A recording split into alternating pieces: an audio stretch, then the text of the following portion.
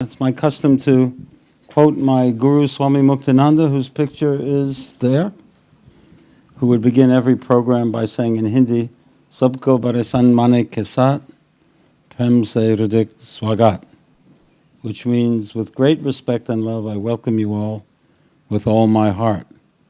And he always said that the essence of spirituality is the ability to welcome another person with love, and that everything else is details. Every other part of it, the esoterica, the complex philosophies, all that is beside the point if we can't, with an open heart, welcome another person. And of course, the first person that we have to welcome is ourselves, because that's the closest one. That's the one person you can't get away from. You can get away from every other person, but the one you carry around and who's always there is you. And it's remarkably difficult to live with ourselves. It's not that easy, and we have bad habits, and we have a thing called tearing thoughts, which are like the serpent in the garden. And these tearing thoughts are thoughts that we produce that attack us.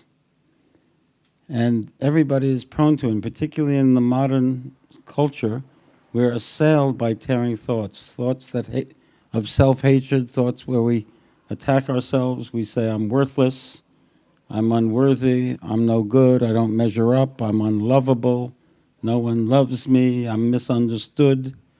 It goes on and on and on. There's a whole range of them. And most of us know them from within. And when you think about how extraordinary this is, that our own minds should attack us, what created such a situation? How did this come about? This has nothing to do with religion or philosophy or anything. It's an activity, a negative activity of our own minds.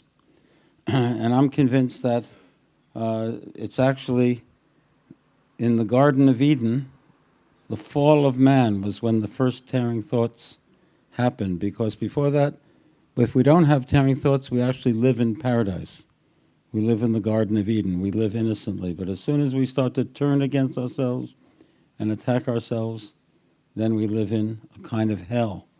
And so in spiritual life, the first thing that we have to address is these tearing thoughts.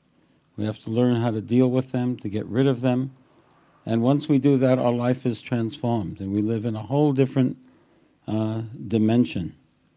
And that's the essence of spirituality, if you want to put it in a nutshell.